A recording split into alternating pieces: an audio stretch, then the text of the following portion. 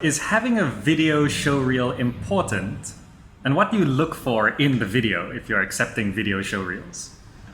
I think having a showreel is a good idea. It's not easy to make one because you would have to make sure you have video recordings of all your past shows. But if you manage to get all that together and create a showreel, that's really good. I think sometimes people do ask for your showreels. So if you can't make it for an audition, you could suggest to them, "Hi, I have a showreel. Would you like to see my showreel instead?"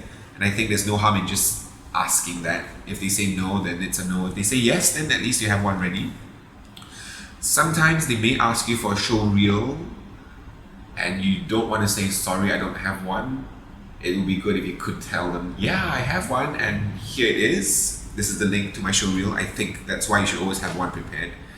So if you have videos of your previous shows, you should get someone to help you put them together, get extracts and little snippets of each of your shows. Something about 2 minutes long would be good.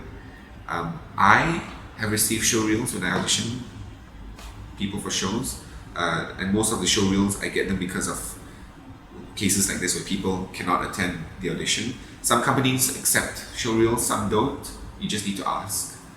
What I look for is basically what I would look for in an audition, whether you can sing, dance and act. I would look for your personality through all these things, and I would also see how well you performed in those shows. Of course, you can't get a lot from the showreel. You can only see what's given to you in the showreel. So do expect to be contacted personally after you submit your showreel. Someone from the company might want to interview you further if they like what you see. But yes, always try to aim to get yourself a showreel. I think that's a very good idea.